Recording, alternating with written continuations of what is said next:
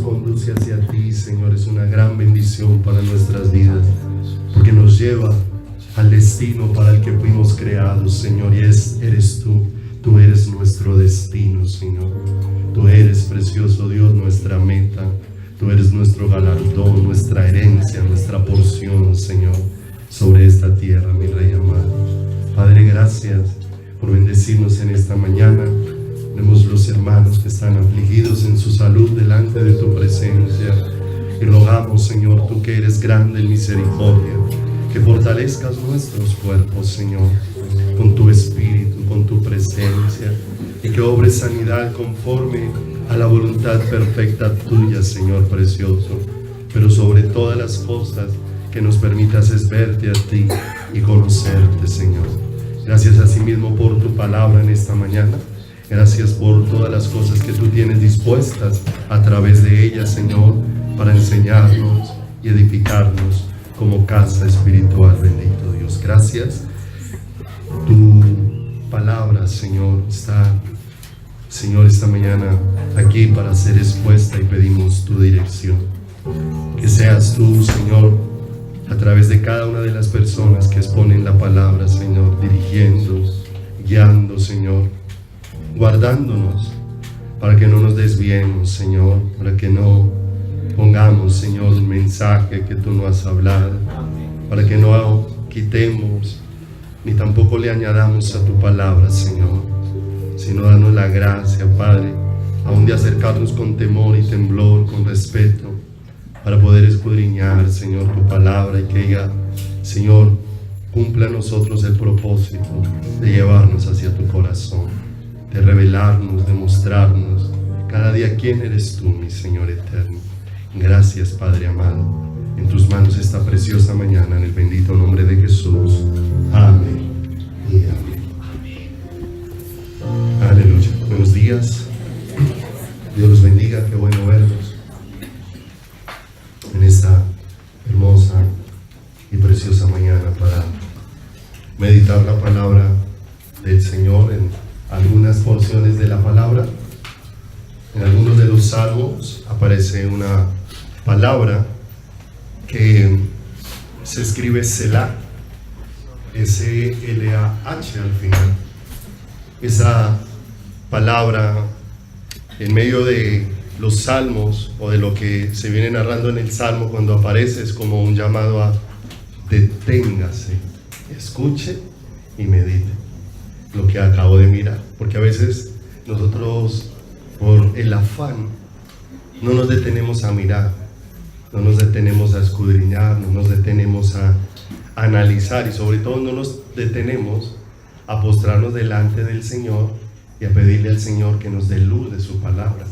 Porque ciertamente Dios no es el producto de la imaginación de un ser humano. No, ni puede ser jamás el producto de eso. O sea, Dios no nos llamó para que nos imaginemos quién es Dios.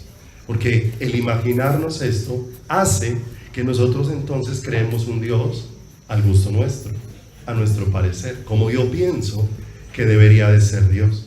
Si vamos a conocer algo de Dios, Dios mismo nos lo tiene que mostrar. Dios mismo nos lo tiene que dar a conocer. Solo Dios mismo puede expresarnos quién es Él, cómo es su carácter, su naturaleza, su pensamiento, cómo es su voluntad para cada una de nuestras vidas. Por eso se hace tan necesario que nuestra confianza no esté puesta en nosotros, en lo que sabemos, sino en la luz que Él nos va dando de Él mismo, que nos va llevando a tener toda nuestra confianza puesta en Él. Como dice la Escritura, no se alabe el sabio en su sabiduría, ni el rico en sus riquezas, ni el valiente en su valentía, sino que si hay algo de lo que realmente puede disfrutar el ser humano y alegrarse y gozarse cada segundo, es en conocer y entender al Señor, su voluntad y su propósito, porque ese conocimiento y ese entendimiento me va acercando mucho a la realidad de lo que Dios dispuso desde que hizo al hombre y lo formó en el huerto del Edén. Porque cuando vamos encontrando ese plan perfecto, uno se maravilla de ver cómo lo que Dios ideó es maravilloso para cada una de nuestras vidas. Y arranquemos por favor aquí en Romanos, capítulo número 1, en el versículo número 20. Libro de Romanos, en el capítulo número 1, en el versículo número 20, dice una palabra preciosísima, en este ser conducidos por Dios y en este ser guiados por Dios al conocimiento de Él. Y aquí dice el verso 20, porque las cosas invisibles de Él, su eterno poder y deidad, se hacen claramente visibles desde la creación del mundo, siendo entendido por medio de las cosas hechas, de modo que no tienen excusa. Entonces, cuando nosotros empezamos a mirar todo lo creado, todo lo que Dios ha hecho, pero lo miramos no desde la perspectiva que muchas veces al hombre ha tomado de manera equivocada, porque a veces el ser humano está más maravillado de lo creado que de quien está detrás de todo eso. Cuando uno ve, esta semana veía a una oficina que fui y tenían unas orquídeas pero hermosas, uno se detiene a mirarlas y uno las ve llenas de belleza, a su vez de delicadeza, se ven como con una fragilidad, pero al mismo tiempo se ven como radiantes, ¿cierto? Y entonces uno no está derretido frente a la flor, sino que esa flor le lleva a preguntarse, o sea, ¿quién está detrás de este diseño tan extraordinario? O sea, ¿quién está detrás de esta magnífica obra? O sea, realmente, si esto es una expresión del que la hizo, ¿cómo es el que la hizo? Si su belleza se desborda de una manera gloriosa. Y dice la Escritura que las cosas invisibles de Él se hacen visibles a través de lo creado. Nos empiezan a hablar del Señor, no para estar fascinados con las cosas, sino que aún los discípulos dijeron una cosa muy hermosa en un acontecimiento que les ocurrió, porque están en medio de una tormenta, están angustiados. Ellos despertaron a Jesús clamándole: Señor, perecemos, ¿no te das cuenta que estamos en peligro? Y dice que el Señor se levantó y detuvo la tormenta, aplacó el mar. Y es un acontecimiento extraordinario. Dígame, si a veces uno no tiene la capacidad de controlar siquiera una albercada de agua, ¿cierto? Para hacerla estar quieta, toca dejarla un rato hasta que ella se aquiete sola, si está muy agitada. Y ahora el Señor detiene y tranquiliza todo el mar, y aquello que estaba moviéndose en medio de la tormenta se tranquilizó. Pero cuando ellos ven eso, ellos no están asombrados con el mar, ellos no están asombrados en cómo se fueron las nubes y cómo se disipó la tormenta. Ellos tienen una pregunta muy tremenda en su corazón: ¿quién es este? O sea, eso hizo que ellos quedaran maravillados, fue con Jesús, aunque lo que ocurrió fue que glorioso, fue algo poderoso, pero ellos quedaron maravillados. ¿Quién es este que aún el viento y el mar que le obedecen? Y cuando uno va mirando toda la creación, se va sorprendiendo de cómo la creación va mostrando esa sabiduría del Señor, que llega un momento donde uno ya se quedó atrás. Uno empezó a mirar la sabiduría del Señor, pero llegó un momento donde uno ya quedó como botado cuando empieza a mirar esa sabiduría tan tremenda del Señor. Y que si miramos algunas porciones, Job capítulo número 5, en el versículo número 9, mire lo que expresa allí de una manera tan preciosa el Señor. Job capítulo número 5, en el versículo número 9, dice, refiriéndose a Dios, el cual hace cosas grandes e inescrutables y maravillas sin número. Y cuando uno mira el significado de la palabra inescrutable, significa algo que no se puede alcanzar a conocer o comprender por su profundidad, complejidad, por su inmensidad o por su misterio. Y empieza la palabra de Dios expresando frente a lo que Dios ha creado, que lo que Dios ha creado nos da una luz de quién es Dios, pero que Dios es tan profundo que aunque nos maravillamos de cómo lo creado expresa el Señor, realmente eso apenas alcanza a tocar muy poco la realidad de quién es Dios. Y si todo eso nos sorprende, eso tiene que irse ensanchando nuestro corazón en un deseo por conocerlo a Él. Por eso el Señor expresa que realmente lo que Dios desea es que le conozcamos y le ¿qué?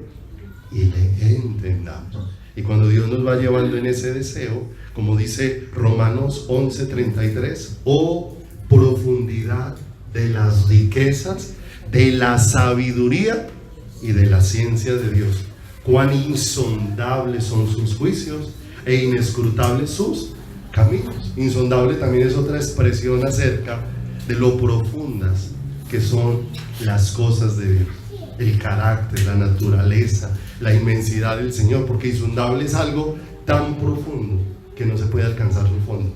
No hay forma de llegar al final. Pudiéramos atravesar toda la eternidad y no podríamos llegar al final del Señor.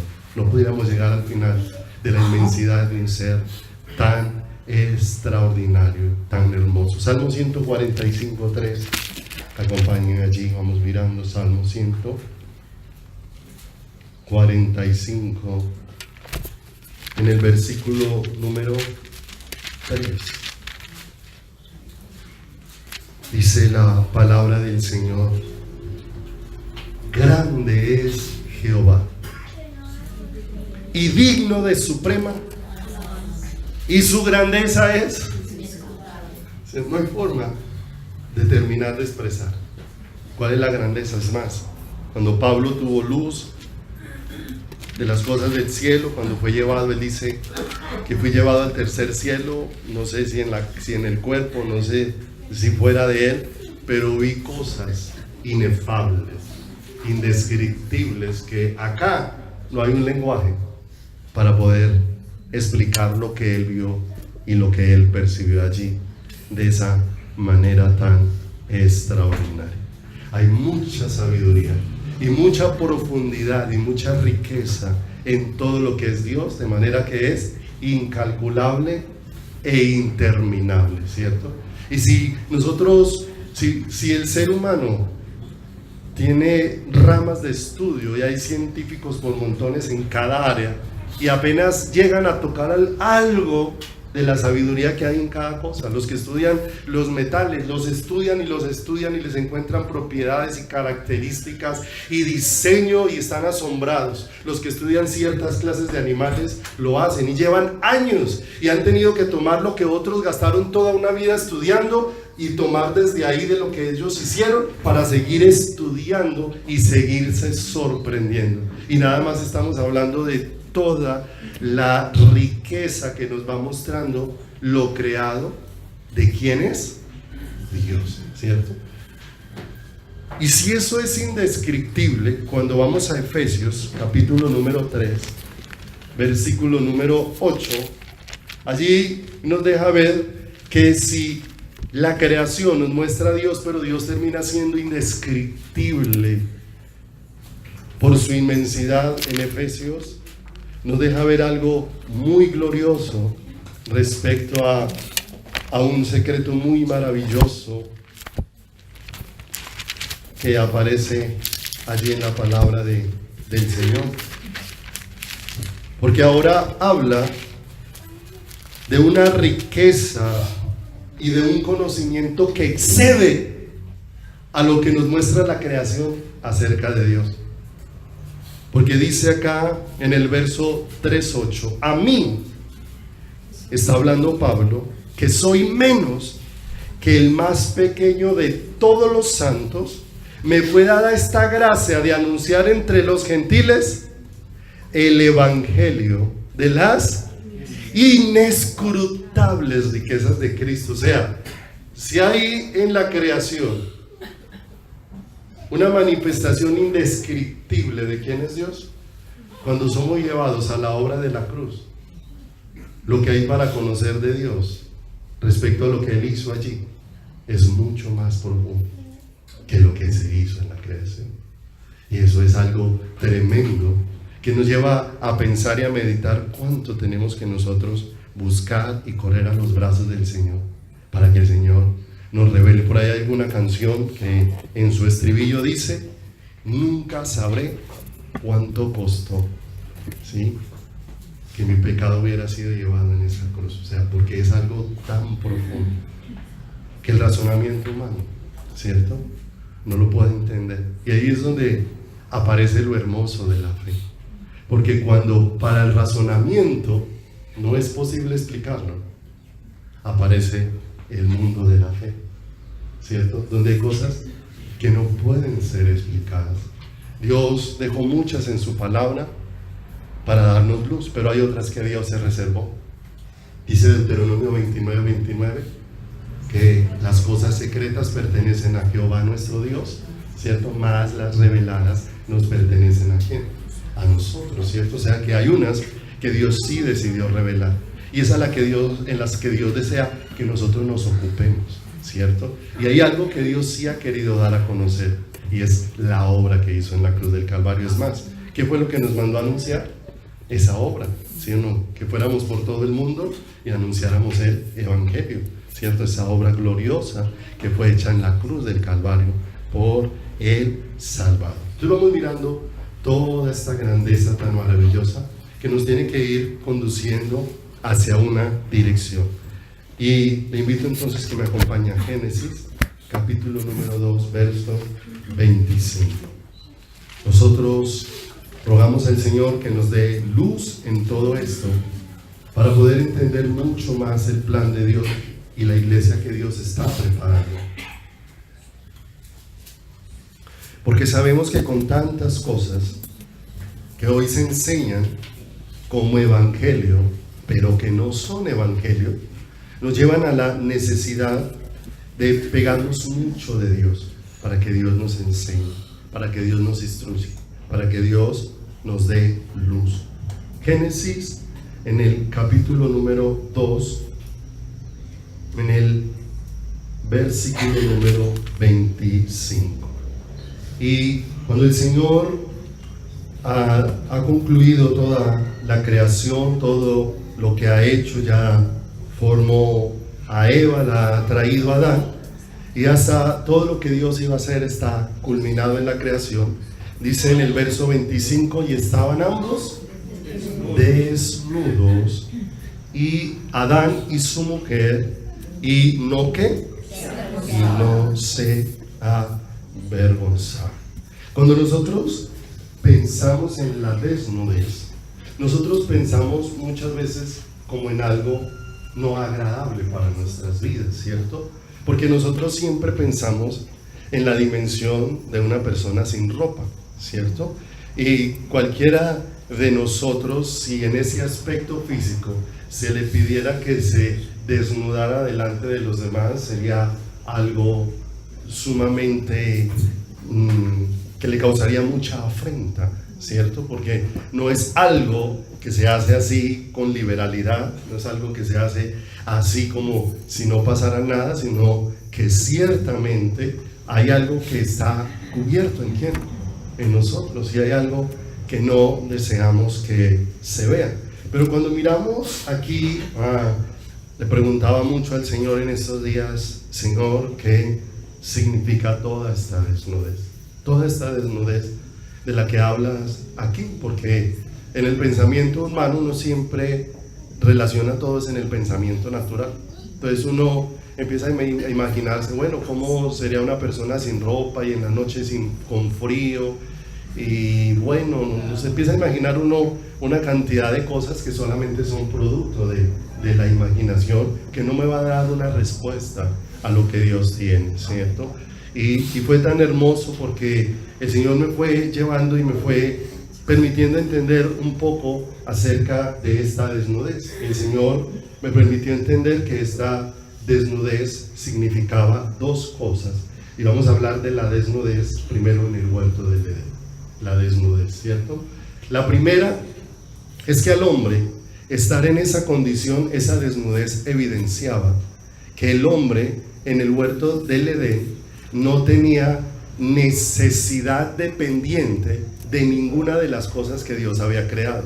El hombre fue puesto allí, pero no dependía de todo lo que había allí. De manera que esa desnudez evidenciaba que el hombre fue creado sin apegos a lo creado. Fue creado sin apegos a todo lo que había sido hecho. Y la segunda, cierto, que el Señor me permitió encontrar, y ahora vamos a ir mirándola un poco más a través de diversas porciones de la Escritura, es que el hombre fue creado desnudo, porque el hombre, aunque fue hecho perfecto, necesitaba ser vestido. Y es bien particular porque uno dice, en el huerto del Edén, el hombre fue creado perfecto delante de la presencia de Dios. Sí, el hombre en el huerto del Edén fue creado perfecto, sí, pero no conocía de manera perfecta a Dios. Fue creado con una capacidad para aprender de Dios. Es más, Dios le iba enseñando. Nosotros vemos cómo se va dando una instrucción hermosa de Dios. Si se devuelve, por favor, ahí un momentico al versículo número 19, te vas a dar cuenta que fue creado con una capacidad tremenda para conocer a Dios, pero no le conocía plenamente. No le conocía plenamente. Miren lo que dice en el versículo número 19. Jehová Dios formó pues de la tierra toda bestia del campo y toda ave de los cielos, y las trajo ¿a quién? A Adán. Y esta versión que yo tengo, Reina Valera, dice: para que viese cómo había de llamar a los animales, cómo los había de llamar, y todo lo que Adán llamó a los animales vivientes es ¿qué? Su nombre. O sea, ¿quién le enseñó a Adán cómo se iban a llamar los animales? Dios. Lo trajo para que Adán viese cómo los había de llamar. El Señor le enseñaba y Adán los llamaba. Pero ¿de dónde procedió todo? Procedió del Señor. O sea que vemos que fue creado con una capacidad, pero Adán no lo sabía todo. No lo sabía todo, ¿cierto? De manera que vamos a mirar un poquito esto en la vida de Jesús, porque la Biblia expresa a nuestro Señor Jesús como el postrer Adán, ¿cierto? El primero perdió su lugar, pero Jesús vino para restaurar el diseño original ¿de quién? Original de Dios. Vino como hombre para restaurar ese diseño, siendo completamente Dios. Vaya conmigo entonces a Mateo capítulo número 8, 20, y nos vamos a dar cuenta cómo la vida de Jesús como hombre, como ese postrer Adán, nos deja ver cómo ese hombre no había sido hecho para tener apego a las cosas, que esa desnudez era una desnudez para tener dependencia de Dios, pero no era una desnudez para que se apegara a las cosas. Dependía de Dios. Dice en Mateo capítulo 8, 20, Jesús les dijo, cuando alguien le dijo a Jesús que quería seguirlo, y le dice: las zorras tienen guaridas y las aves del nido cielo, las aves del cielo nidos, mas el Hijo del Hombre no tiene donde recostar su cabeza, ¿cierto? Ahora, te pregunto, cuando uno lee este versículo, ¿sería una queja del Señor? ¿Sería que el Señor Jesús estaba manifestando una queja porque otros tenían y Él no tenía, que aún las aves estarían en mejor condición que Él, o que aún las zorras estaban en una mejor condición de Él porque ellas por lo menos tenían algo y Él no tenía nada? No, no era una evidencia acerca de eso, era el Señor expresando un principio maravilloso. Porque qué particular, que el dueño de todo, ¿cierto? Como dice la Escritura, mía es la tierra y su plenitud, del mundo y lo que en él habita. El dueño de todo estaba en la tierra. Pero sobre la tierra, ¿qué tenía? Nada. ¿Y qué le hizo falta? Absolutamente ¿qué? Absolutamente nada, ¿cierto? No le hizo absolutamente ese postrer Adán, evidenciando cómo era el diseño de quién, el diseño de Dios, ¿cierto? Que Dios no nos hizo para ser dependientes de las cosas creadas, porque aún Jesús como hombre estuvo en la tierra, no tuvo nada y no le faltó absolutamente nada. De manera que eso no era una queja. Esto era un direccionamiento, porque estaba desnudando el corazón. Ese que quería seguir a Jesús, ¿por qué razón quería seguir? ¿Qué quería obtener? ¿Qué quería alcanzar? ¿Qué quería lograr? Porque muchas veces la forma en cómo se expresa el Evangelio se ha convertido es como la forma de mostrar a Dios, como por intermedio de Dios, como Dios se vuelve un medio para que el hombre alcance lo que no alcanzó, no logró o no obtuvo en el mundo. Y entonces muchas veces estamos aún en medio de una vida llamada cristiana, tratando de abrazar toda clase de cosas que lo único que hacen es producir una separación de nuestro corazón hacia el corazón de ¿quién? Hacia el corazón de Dios, que ahorita lo vamos a ahondar más en algo otros versículos. Vemos en Mateo capítulo número 4, versos 3 y 4, como en el día de la tentación Jesús tuvo hambre. ¿Había una necesidad física en Jesús? Sí. Había. Pero mire, aunque había una necesidad física, no dependía de esa necesidad física. No dependía de ella. Porque dice que después de 40 días de ayuno, Jesús tuvo hambre. ¿Hubo una necesidad en él? Como ser humano, hubo una necesidad. Y dice que vino a él el tentador. Y el tentador le dijo, pues es que esa necesidad puede ser suplida por Dios. Le puedes decir a estas piedras que se conviertan en ¿qué? En pan, ¿cierto? Y era una muy buena oferta para suplir una necesidad. Pero ¿cuál fue la respuesta de Jesús? No solo de pan vivirá ¿qué? Sino de toda palabra que sale de la boca de ¿quién? De la boca del Señor. O sea, yo no tengo problema en decirle a esas piedras que se conviertan en pan. El problema es que mi padre no me lo ha dicho y no me voy a poner a hacer lo que él no me ha dicho, ¿cierto? Como a veces nos sucede a los seres humanos, ¿cierto? Que a veces mantenemos a flor de piel, Dios me dijo, Dios me mostró, y muchas veces Dios tiene que decirnos, como le dijo tantas veces a los profetas del Antiguo Testamento, ustedes hablaron y yo no los mandé, ustedes fueron y yo no los envié. Dijeron, Dios me dijo y yo no les he hablado, ¿cierto? Y nos vamos por ese rumbo y por esa dirección. Pero el asunto de Jesús aquí era, ¿dónde está mi dependencia? Yo no dependo de las necesidades, yo dependo de ¿quién?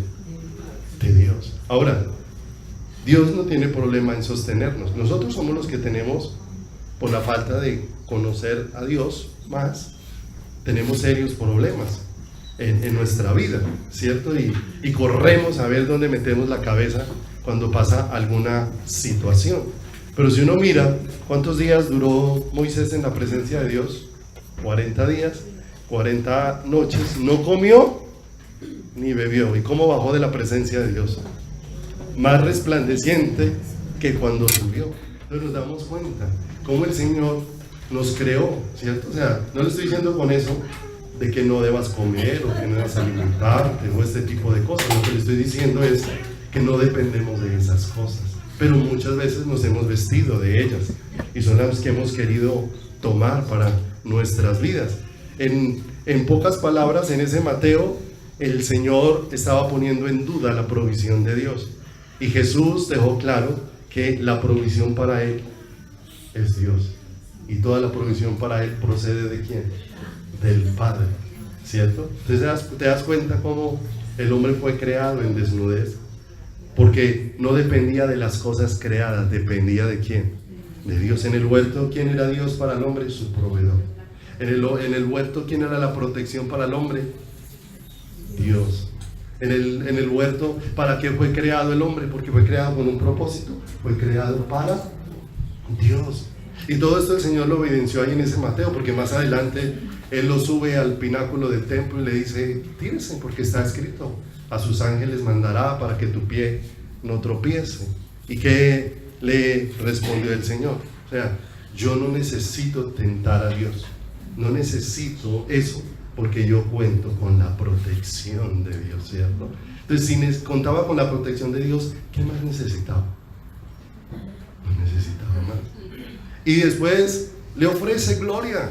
Entonces, lo que tal vez tú necesitas es reconocimiento, fama, gloria. Y le mostró los reinos del mundo y le dijo, toda esta gloria te daré. Si postrado me adoras. Imagínate, ¿te puedes imaginar por un momento la perversión de Satanás? Que él que fue creado para adorar, le está diciendo al que lo creó, adore. ¿Qué osadía tan tremenda? ¿Y qué le recuerda al Señor ese día? Escrito está. ¿Para qué fuiste creado? Al Señor tu Dios adorarás. Y a Él solo que. O sea, tú no fuiste creado para que todas esas cosas adornen tu vida. Tú fuiste creado para rendir tu corazón delante del Señor. Fuimos creados desnudos, sin apego a quién, absolutamente a nada. De manera que la provisión nuestra, o la provisión en el huerto del Edén para el hombre era Dios. La protección era Dios, y el propósito, conforme Dios lo había ¿qué? Lo había dispuesto. Y lo segundo que encontramos en el huerto del Edén, en esa desnudez, es que el hombre fue creado allí para ser vestido. Allí el hombre necesitaba un vestido, y ese vestido solamente podía ser provisto ¿por quién? Podía ser provisto por Dios. Acompáñenme por favor un momento a Proverbios capítulo número 8, verso 27. Proverbios capítulo número 8, verso 27 nuevamente. Allí la palabra nos deja ver un poco más acerca de nuestro Señor Jesucristo como el hombre perfecto. Proverbios 8, 27, todo el capítulo 8 viene hablando de la sabiduría y de la eternidad de la sabiduría. Pero en Primera de Corintios dice la palabra: más para los llamados, así judíos como griegos, Cristo poder de Dios y sabiduría de Dios. De manera que la sabiduría de la que se está hablando aquí en Proverbios capítulo 8 es de Jesucristo mismo. Entonces dice en el verso 27: cuando formaba los cielos, allí estaba yo. Cuando trazaba el círculo sobre la faz del abismo, cuando afirmaba los cielos de arriba y cuando afirmaba las fuentes del abismo, cuando ponía al mar su estatuto, verso 29, para que las aguas no traspasasen su mandamiento, cuando establecía los fundamentos de la tierra.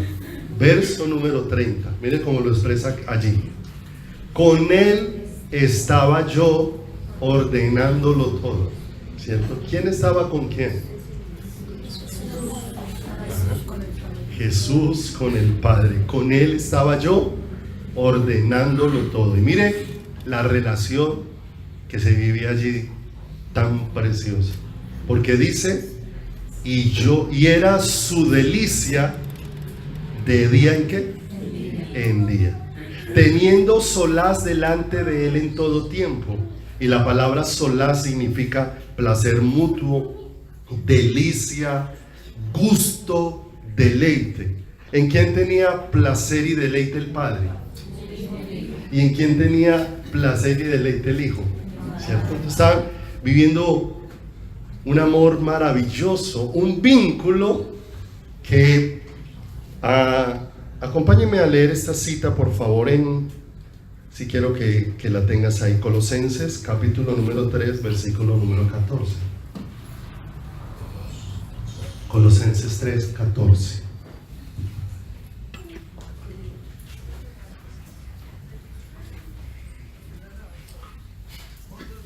Cuando el Señor le habla a los creyentes, ahí en este versículo termina concluyendo y dice: y sobre todas estas cosas vestidos de amor. Y de una vez el Señor expresa algo, que es el vínculo ¿qué? Perfecto. Y cuando hablamos de vínculo, hablamos de algo que une, ¿cierto?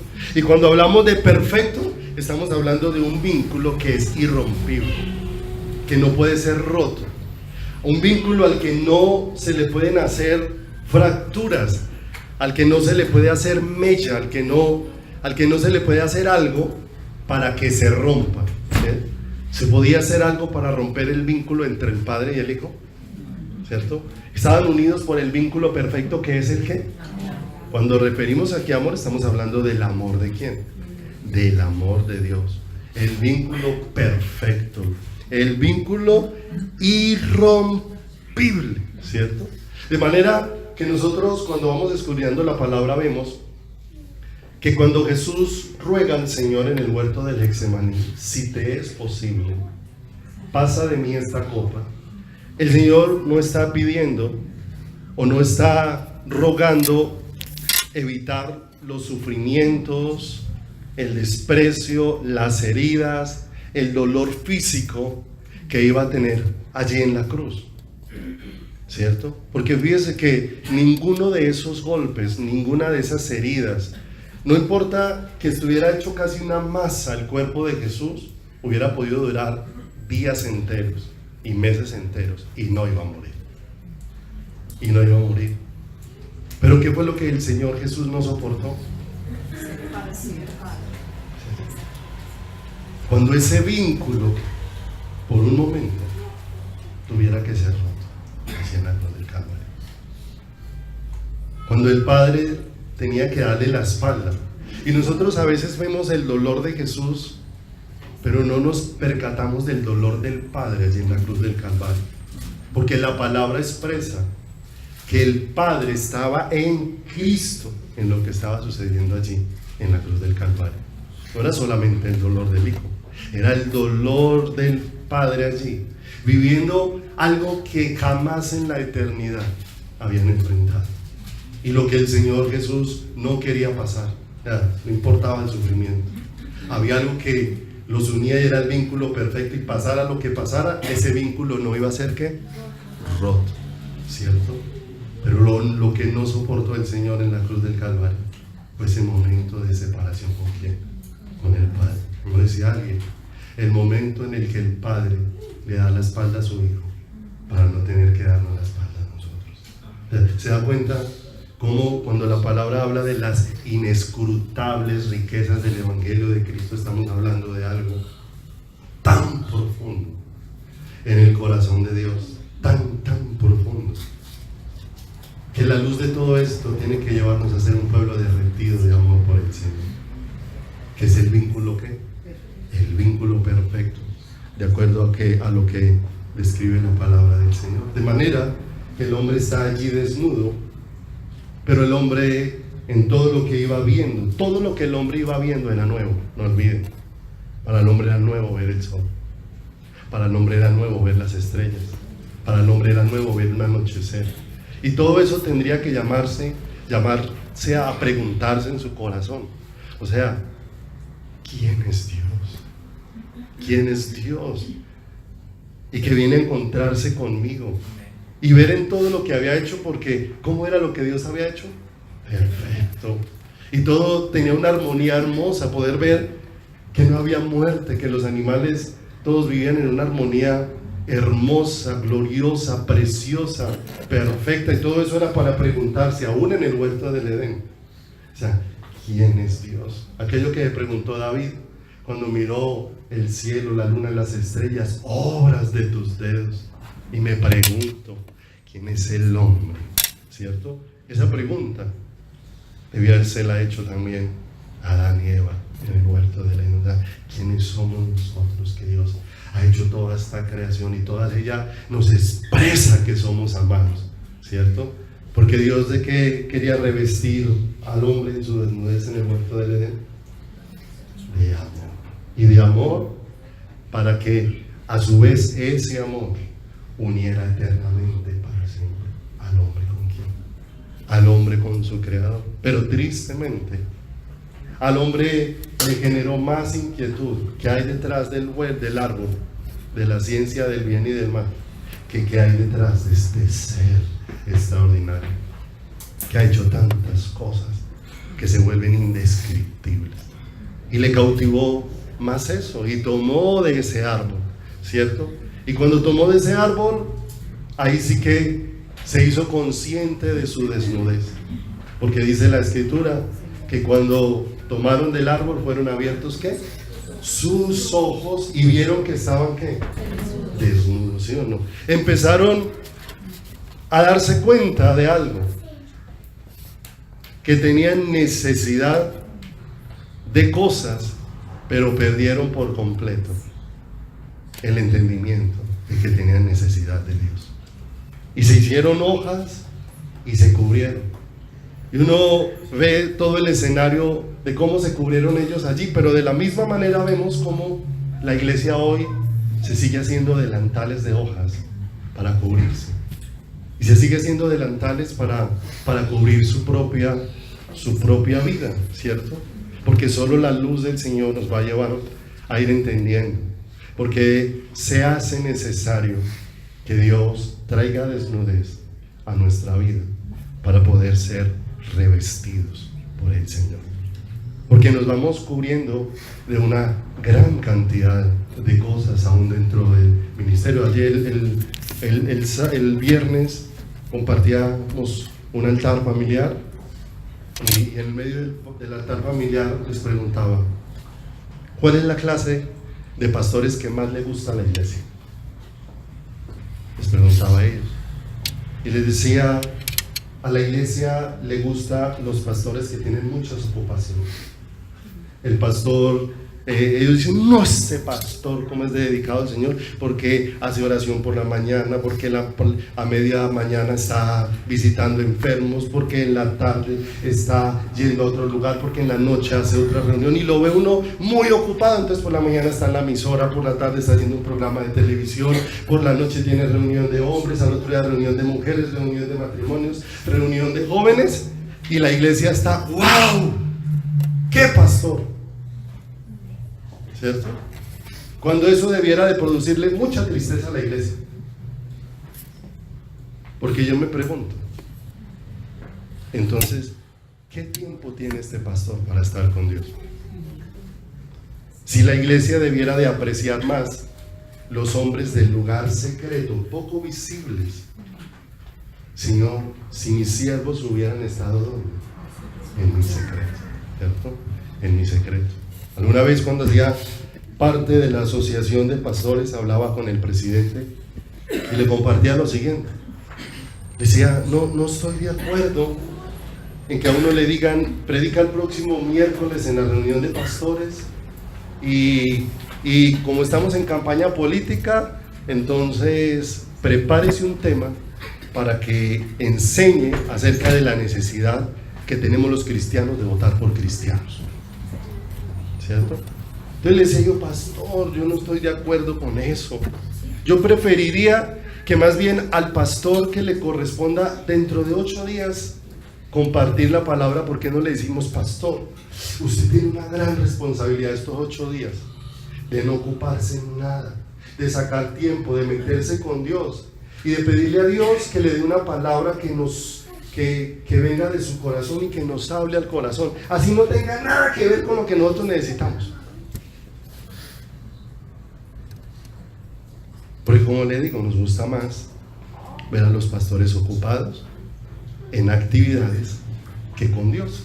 Entonces el pastor finalmente termina buscando los medios de cómo seguir sosteniendo todas sus actividades. Uno mira las reuniones de jóvenes de hoy en día, y las reuniones de jóvenes de hoy en día en las congregaciones son reuniones de dinámicas.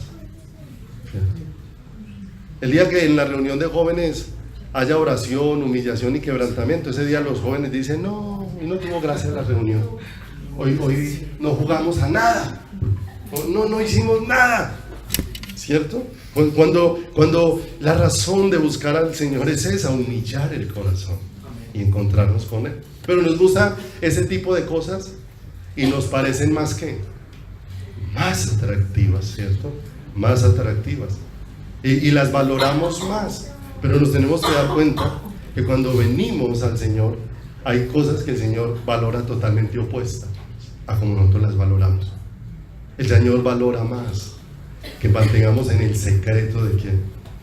En el secreto del Señor, en el secreto de Dios. Entonces empujamos a las personas a vestirse de eso. Ay, es que usted no hace, es que usted no se mueve, es que usted tal y no hace. Y entonces terminamos corriendo a la voz de la petición del pueblo, como hizo Aarón, ¿cierto? ¿Dónde estaba Moisés? Escuchando al Señor. ¿Qué aprendí de Dios? el diseño de Dios. ¿Qué bajó a hacer? A replicar el diseño de Dios y de tener cuidado de hacer como Dios le había mostrado. ¿Qué estaba haciendo Aarón? Escuchando qué quería el pueblo. Queremos dioses, ¿y cómo los quiere? ¿Y con qué los hacemos? Lo que pidió, se lo trajeron. ¿Y les hizo dioses a quién? Y les hizo dioses a su gusto. ¿Qué diferencia? Y eso lo vemos en este tiempo, ¿cierto? Cantidad de Aarones y pocos Moisés. Muchos creando, ¿cierto? El tipo o el modelo que le gusta a la iglesia y como la iglesia lo quiere ver, pero pocos escuchando al Señor. ¿Y cuál es el modelo, el diseño, el deseo? ¿Cuál es la voluntad del Señor para nuestras vidas? De manera que nuestro deseo es: oremos, Señor, danos pastores que pasen tiempo contigo, que su mayor deleite sea estar ocupados en tu presencia, porque si te escuchan cuando hablen, tal vez sus palabras van a traspasar nuestro corazón y nos van a hacer oír el llamado que tú nos estás haciendo, es devolvernos a quién, devolvernos a ti. Entonces no quiere decir que no tengamos cuidado de muchas cosas, pero que la prioridad es ocuparnos de quién, ocuparnos del Señor. Algunos recorridos el que el Señor nos ha permitido nos permiten aprendizaje, ¿cierto?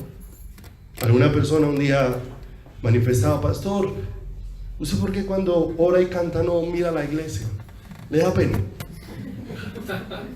Entonces yo le dije: no me da pena. Lo que pasa es que un día tuve que aprender una lección muy fuerte para mi corazón. El día que la escuché del Señor me entristeció mucho, porque desnudó una actitud que yo tenía. Porque cuando yo oraba, entonces yo estaba orando y mirando la iglesia, entonces yo abría un ojo y miraba. Hay 20, 19 no están orando. Entonces yo una vez empezaba a decir: hermano, párese, hermano, levante las manos, hermano, usted tiene que empezar a clamar. Yo le di una boca, ábrala, ¿sí o no? Yo había invitado a la iglesia a tener comunión con el Señor, pero yo vine y el primero que le estaba dando la espalda al Señor era yo, porque yo vine a buscar al Señor, pero estoy ocupado en decirle a usted cómo oras, que usted tiene que mosquearse de ahí, usted no puede dormir en esa silla, ¿cierto? Y empecé: háblele y háblele toda la hora de la iglesia. Se acabó la oración, amén, y me fui, ¿sí o no? Y el primero que estaba despreciando a Dios en la oración era yo desde aquí adelante, hasta que un día aprendí la lección. Y lo mismo con la alabanza, ¿cierto? Diciéndole a la iglesia: no aplaudan, levanten la mano, un grito de júbilo. Hasta que un día entendí que estaba más ocupado de la iglesia que del Señor. Y un día el Señor nos dio: ¿cuál es mi labor? Si vine a orar, voy a orar. El que se quiera pegar, el que quiera dormir, él verá. Cada uno verá, ¿sí o no? Porque yo vine fue a buscar a Dios. Y no me voy a perder mi tiempo con Dios, que es espectacular, glorioso, que cambia mi vida, que la transforma y que la llena, por estar poniéndole cuidado si usted quiere orar o no quiere orar. Cuando usted lleva tantos años, porque a veces a los que hay que decirles eso, no es a los que llevan 8 días, son a los que llevan años y años viniendo a una iglesia, que hay que decirle que a una reunión de oración se viene a orar. Entonces no, yo vine a buscar al Señor. Si usted quiere orar, problema suyo, pero yo quiero buscar a Dios, quiero honrar a Dios en ese tiempo. Y cuando también vamos a adorar, yo vine a adorar al Señor, ¿cierto? Si usted va siendo consciente de a qué viene a la iglesia, usted va a venir a meterse en lo mismo, independiente de quien le diga, porque si no termina siendo puro teatro. Crea, aquí hay hermanos que saben que hubo momentos en la iglesia del Caribe que podíamos poner a danzar a toda la iglesia, y se volvían unos cultos eufóricos, pero eufóricos. Terminaba la gente sudando y de todo, y todo el mundo salía feliz de la reunión cuando se acababa. ¿Pero qué era eso? Producto de que en medio de la alabanza nadie estaba aplaudiendo, detuvimos la alabanza, hicimos apagar los músicos, le metimos un regaño a la iglesia, y después del regaño la iglesia cantó. Entonces le pregunto, ¿lo que estaba sucediendo en la iglesia era una respuesta del corazón hacia Dios o era una respuesta al regaño? Entonces de ahí en adelante, cada día yo le digo al Señor: Señor, yo quiero que suceda algo genuino en la iglesia, que si un día pasa algo extraordinario. Si hubo un momento de oración y todos caímos de rodillas al piso, fue un momento tuyo, porque solamente tú puedes provocar esos momentos. Solamente pueden venir de tu mano, porque hay demasiados cultos prefabricados por el hombre, ¿cierto? Es más, ¿cierto? Un día un pastor participó en una de nuestras reuniones y al otro día me llamó: pastor, venga que necesito instruirlo. ¿Qué pasó, pastor? Dijo: es que yo tengo que enseñarle a ministrar, usted no sabe manejar la iglesia. Y yo le dije: pues le agradezco que me diga esa verdad, y me llena el corazón, porque me emociona mucho saber que no puedo manejar la iglesia, ni tampoco estoy interesado en manejarla. Yo lo que anhelo es que el Señor sea el que tome el control de la iglesia, que lo que pase sea de Dios, para que sea duradero, para que sea verdadero, para que no sea un momento emocional y salió usted de aquí feliz porque aplaudió y brincó durante un rato, pero el miércoles llega y está más apagado que lo que llegó el domingo anterior antes del regaño. No está pasando nada. Pero si estamos aquí y después de un momento con el Señor, Dios provocó tu corazón en la búsqueda de Él, tú vas a salir de acá y en la casa vas a querer ponerte de rodillas delante de Él, vas a querer mirarlo, vas a abrir los ojos en la mañana y tu primer suspiro va a ser para el Señor. Y esa es la iglesia que Dios quiere despertar. Este es el pueblo al que Dios quiere vestir de una manera diferente, donde ya no es mi capacidad como predicador, no son mis habilidades, no son mis destrezas, porque ellas realmente no pueden producir nada de vida. La vida solo la produce ¿quién? Solo la produce el Señor en nuestro corazón, y solamente la produce el Señor dentro de nuestras vidas. Entonces, ¿qué estaba viviendo el hombre? ¿Qué estaba viviendo Jesús y el Padre? Un solaz, un deleite mutuo. ¿Y qué era lo que el Señor quería? Porque el Señor no hizo de una vez al ser humano en el huerto del Edén amándolo. De una vez, o sea, ya debería de estar amando completamente al Señor. Porque recuerden, no hizo un robot, ¿cierto? Y en la medida que el hombre en el huerto del Edén, con esa capacidad perfecta que Dios le dio, era para que descubriera quién era el Señor. Y si el Señor se paseaba con esa libertad cada día, era para que tuviera un encuentro estelar, y cada vez su corazón se derritiera por el momento en que aparecía el Señor. Dígame, si un corazón está derretido de esa manera, ¿uno para qué más va a tener ojos? ¿Uno para qué más va a tener ojos? Dígale a una persona enamorada en lo natural que tenga ojos para otro ser humano. Una mujer enamorada de un hombre, enamorada de un hombre, trate de convencer a esa mujer que le guste otro, que le guste otro. No es posible, no es posible. Por eso Dios, ¿de qué quería revestir al hombre en el huerto del Edén? Del vínculo ¿qué? Perfecto, del vínculo irrompible, del vínculo indestructible que es ¿qué? Que es el amor. Mire lo hermoso como lo muestra Romanos, cuando dice que ¿qué es lo que nos da seguridad en la salvación? De que ni ángeles, ni principados, ni potestades, ni lo presente, ni lo porvenir, nada nos podrá separar. Y dice ¿de qué? ¿Se da cuenta? Que es un vínculo irrompible, que es un vínculo que no se puede destruir, que no puede ser dañado por manos humanas, porque es que no procede del ser humano, ¿cierto? Fíjese cómo dicen muchas parejas: ¿qué pasó? No, pastor, es que el amor se acabó. Entonces alguien me preguntaba esta semana: pastor, ¿el amor se acaba? Le dije: sí, si es el del hombre, sí, ese no alcanza para nada. Si es el del hombre, sí, pero si es el amor de Dios, no, porque la escritura dice que aún permanecen la fe, la esperanza y el amor, pero el mayor de ellos es ¿qué? Si podrá acabar todo, pero el amor de Dios jamás podrá que. Si dejara de existir el amor de Dios, dejaría de existir Dios, porque Dios es amor. Ni siquiera habla de algo que tiene Dios y que se le puede acabar. Habla de la esencia de la naturaleza ¿de quién? Del Señor. Entonces ahora está Adán y Eva, y se hicieron ¿qué? Unos vestiditos, ¿cierto? Y tal vez ellos empiezan a verse con esos delantales, ¿sí? Como mejor. Ahora le pregunto, ¿qué te puede hacer ver mejor delante del Señor?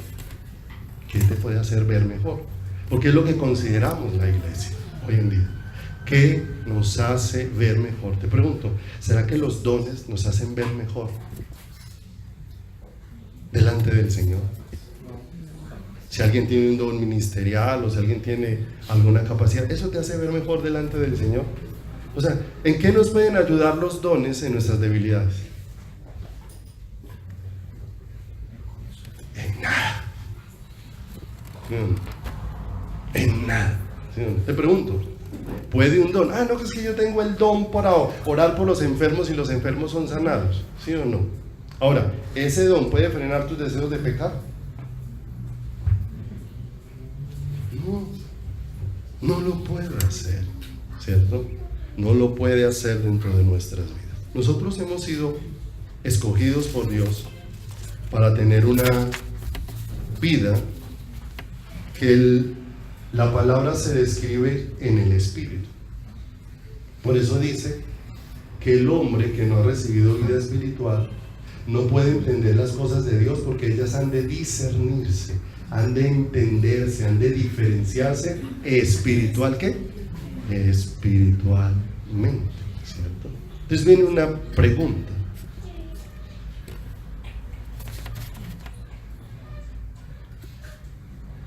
¿De qué nos hemos querido vestir que estorba esa vida espiritual en nosotros? Van conmigo a Eclesiastés un momento.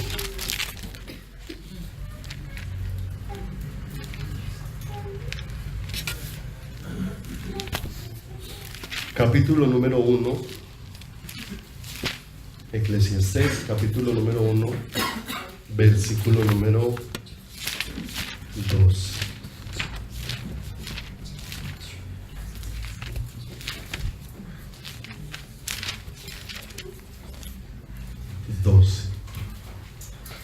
Mira lo que dice la Escritura.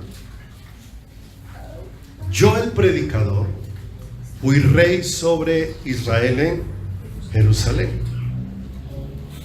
Pero ese predicador hizo algo. Dice: y di mi corazón a inquirir y a buscar con sabiduría sobre todo lo que se hace debajo del cielo, este penoso trabajo de Dios a los hijos de los hombres para que se ocupen en él. Miré todas las obras que se hacen debajo del sol, y aquí todo ello es vanidad y ¿qué? Y aflicción de espíritu, ¿cierto? Y cuando uno mira a qué se dedicó, a la búsqueda de sabiduría, y en ella de entender muchas cosas de los sucesos naturales. Pero él termina concluyendo que vanidad es igual a vacío. O sea, que eso no llenó su corazón.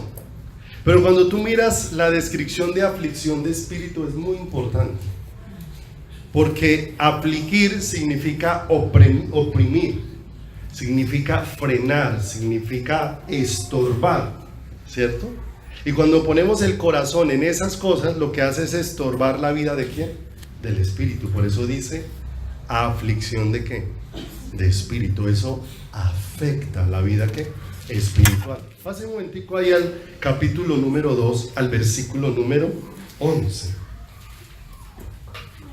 Después de una lista de cosas que él hizo, donde él dijo que se había hecho de estanques, que se había hecho de casas, que se había hecho de viñas, que se había hecho de músicos, que se había hecho de oro, que se había hecho de plata, que se había hecho de caballos, mejor dicho, ¿qué no se hizo?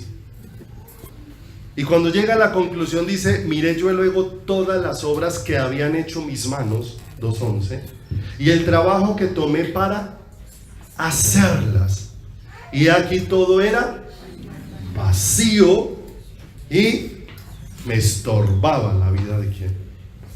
La vida espiritual. Se convirtió en un estorbo. ¿Se da cuenta por qué el hombre fue hecho desnudo?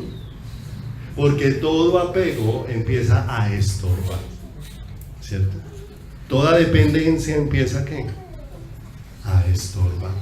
Por eso se da cuenta que entre más una persona va creciendo espiritualmente, más esa persona se va desligando de todas las cosas de aquí, ¿cierto?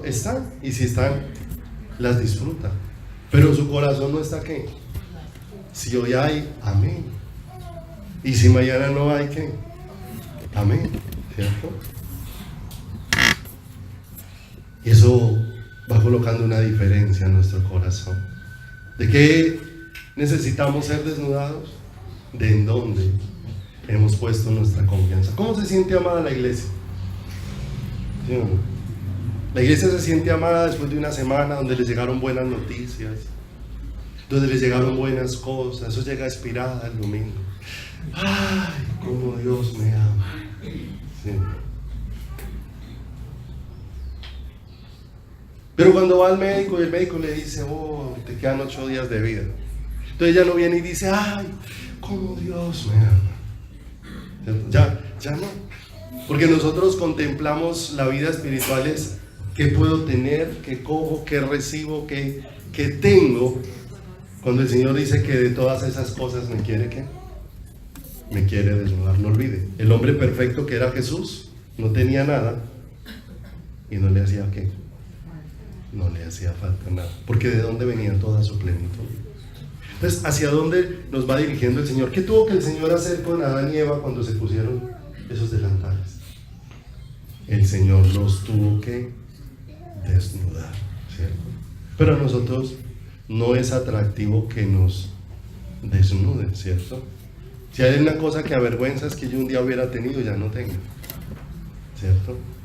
Que un día lo que más a una persona le afecta es que perdió. Si perdió su reputación, si perdió su reconocimiento, si perdió su renombre, si perdió, ¿cierto? Entonces esa persona no se quiere dejar ver porque ella sentía que eso era lo que la hacía valiosa, ¿cierto? Y ya no. Pero es que nosotros no valemos delante de Dios por nada de eso, ¿cierto? Le preguntaba a Yadira, que fue la familiar que perdió una de sus piernas y está en todo este proceso de restauración, y le decía, ¿qué necesitas tú para estar vestido? ¿Necesitas aretes? Pues ya sí, claro. Le decía, ¿necesitas rubor? ¿Necesitas pestañina? Para estar vestida. Y ella le quedó pensando, y no necesitamos, esas son las añadiduras, ¿sí o no? Usted puede estar vestido y no tiene aretes, y no tiene pestañina, ni tiene rubor, ni tiene una cantidad de accesorios, ¿cierto?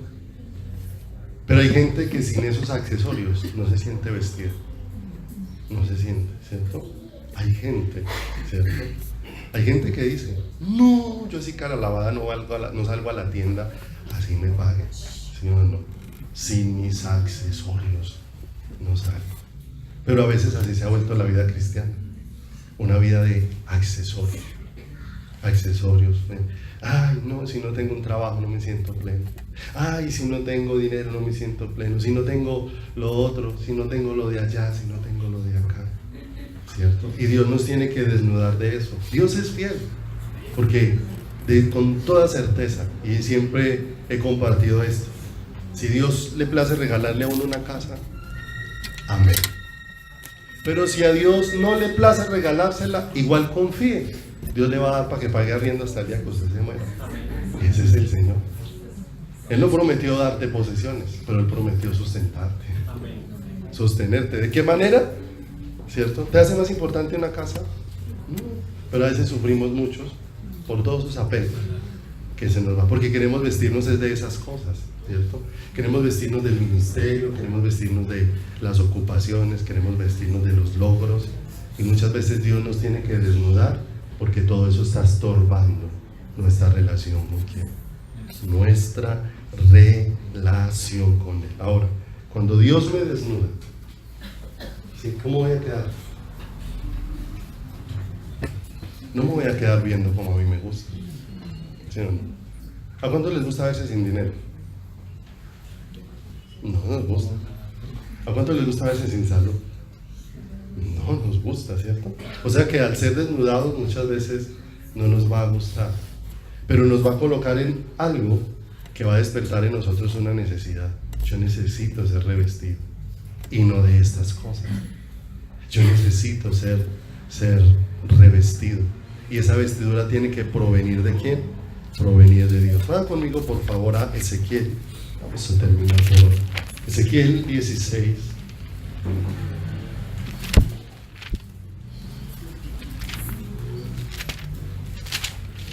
Ezequiel en el capítulo número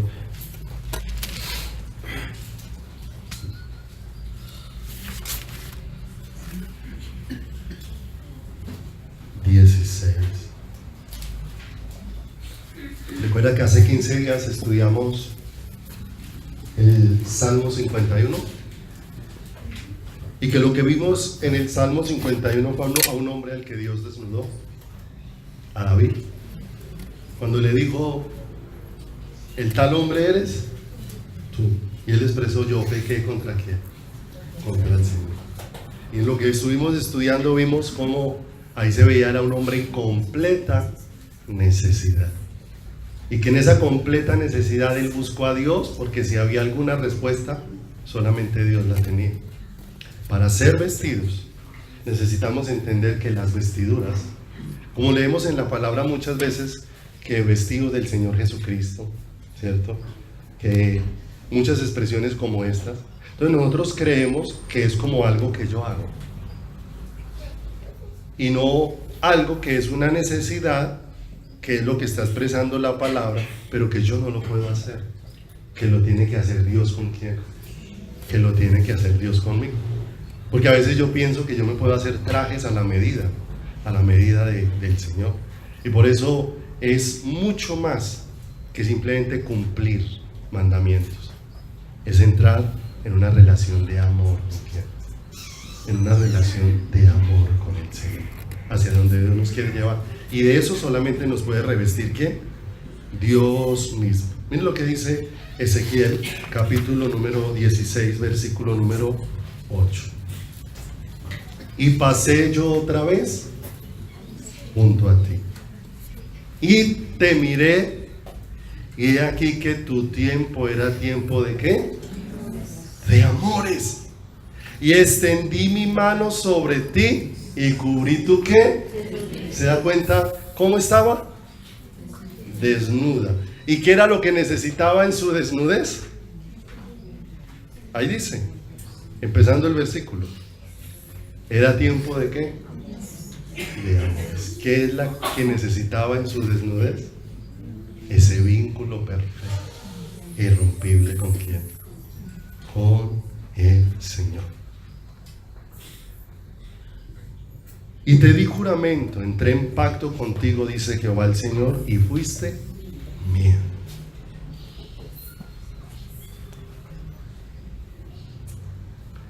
Te lavé con agua, y lavé tus sangres de encima de ti, y te ungí con aceite, y te vestí de bordado, te calcé de tejón, te ceñí de lino, y te cubrí de seda, te atavé de adornos, y puse brazaletes en tus brazos y collar en tu cuello, puse joyas en tu nariz y zarcillos en tus orejas, y una hermosa diadema en tu cabeza. Así fuiste adornada de oro y de plata, y tu vestido era de lino fino, seda y bordado. Comiste flor de harina, de trigo, miel y aceite, y fuiste hermoseada en extremo, y prosperaste hasta llegar a... ¿Y salió qué? Tu renombre entre las naciones a causa de tú, porque era perfecta. ¿A causa de qué? De mi hermosura que yo puse sobre ti, dice Jehová que el Señor. Qué hermoso. Y aquí estamos viendo, vino en tiempo de amores. ¿A qué? ¿En qué consiste el amor? No en que nosotros le hayamos amado, sino en que Él nos amó. ¿Qué? Nos amó primero. ¿Qué hizo en medio de esa desnudez? Vino y le cubrió ¿con qué? Con amor. Para con ese amor provocarle al amor. Provocarle al amor. ¿Cierto? Es posible, antiguamente habían relaciones bien particulares, ¿cierto? Funcionaban de alguna manera, pero eran relaciones muy pobres en su interior. Porque muchas veces los llamados compadres llegaban a la casa a decir cómo ya había cuadrado este compadre con el otro, cómo sus dos hijos se iban a casar, y no les preguntaron, jamás les dijeron si siquiera sentían el más mínimo atractivo, si siquiera se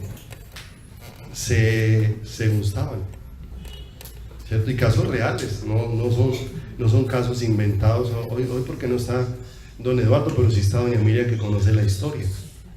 A una hermana de don Eduardo, mayor que él, el papá de él casó a la hija con un señor nada más porque le parecía muy buen trabajador en la finca, y la casó. Pero Dios es grande en misericordia, porque los casaron, hicieron la celebración, los mandaron de noche de bodas, pero la hermana de él contaba que el Señor no le tocó ni siquiera un pelo, y ya estaban casados.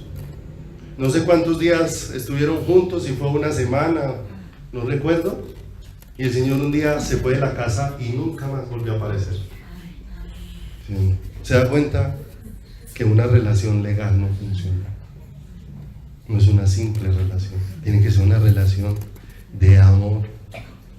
Por eso, con tanta facilidad la caída del hombre en el huerto del Edén, porque necesitaba ser revestido ¿de qué? De amor. Y ser de amor, donde no olvides, soy tan amado por el Señor, que ese amor me une a Él en amor. Dice la palabra de Dios en Cantares, y terminemos aquí en Cantares. Vaya conmigo al libro de Cantares, y te vas a dar cuenta de una serie de sucesos que se provocan cuando somos vestidos del vínculo perfecto que es el amor en nuestras vidas.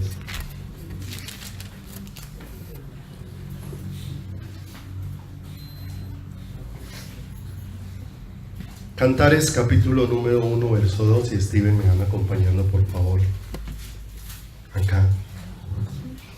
1, 2, yo espero que estén ahí ubicados, porque quiero que leas eso tan hermoso que produce el ser vestidos por ese amor de Dios. Verso 2: oh, si Él me besara con besos de su boca, porque mejores son tus amores que el vino. Y eso pudiéramos traducirlo en una expresión: todo en Él me atrae. Todo en Él me atrae, ¿cierto? Nosotros pensamos siempre es como en el ámbito natural que escuchamos ahí, pero estamos viendo es una atracción, un deseo como por estar fundidos con el Señor en un amor entrañable. Pase al verso 4, mire el clamor del amor. Este clamor es: atráeme y en pos de ti correremos. ¿Y a dónde quiere ser llevada? El verso 4 dice: el Rey me ha metido en sus... ¡ah, qué hermoso! Intimidad. Nos gozaremos y alegraremos en ti, nos acordaremos de tus amores más que del vino. Con razón, ¿qué? Con razón te amo. Miren hermoso, la razón de este amor, no hay razones extrañas, no es que me da, que tengo, que logro, que alcanzo. Ese amor es suficiente para llenar el corazón, es suficiente para llenar en el corazón. ¿Y qué ocurre cuando eso va pasando? Pase al verso 12, lo miramos rápidamente. Recuerda que hubo mujeres que derramaron un perfume de nardo puro a los pies del maestro, y que los que estaban al lado se escandalizaron diciendo: ¿cómo se hace este desperdicio de este perfume tan costoso? Pero mire lo que dice el verso 12: mientras el rey estaba en su reclinatorio, mi nardo dio ¿qué? Adoración. Mire cómo viene todo un deseo, todo en Él me atrae. Su amor es indescriptible Y ese amor hizo como producto que ahora fluya un olor, nardo, adoración del corazón hacia quién, hacia Él. Verso 4 del capítulo número ¿qué? 2. Dice: me llevó a la casa del banquete y su bandera sobre mí fue ¿qué? Fue amor. Verso número 5 dice: susténtame con pasas, confórtame con manzanas. Pero ella ya está viviendo algo aquí indescriptible, porque estoy ¿qué? Enferma de amor. Esto aquí es equivalente: estoy exhausta de felicidad. ¿Y qué fue lo que le produjo toda esa felicidad? Él, su presencia, ¿cierto? Por eso el Señor hizo al hombre con esa desnudez, despegado de todas las cosas y con una necesidad de ser revestido del vínculo perfecto que es el Señor, que es Él. Donde, como dice la Sulamita, dice: ¿dónde está mi amado? Si le habéis visto, dime dónde está. ¿A dónde estaba pegado su corazón? Y todo lo demás se vuelve ¿qué? Añadidura. Esa es la iglesia que Dios quiere revestir. Una novia vestida del amor del Señor. Esa novia limpia, pura, sin mancha y sin arruga, no es una novia diseñada por el hombre. Es una novia vestida por Dios mismo y sellada con el vínculo perfecto, que es el amor. Dios te escogió para que haya en ti mucho más que un creer. Es un amarle a Él con todo el corazón. Cuando amas a Dios, como dice el primer mandamiento, y amarás al Señor con toda tu mente, con toda tu alma, con todas tus fuerzas y con todo tu corazón. Ya no se busca si eres perfecto, ahora tienes el vínculo perfecto y nada te podrá separar del amor de Dios. Vamos a orar en esta mañana. Padre bueno y maravilloso, te damos gracias por bendecirnos en esta mañana.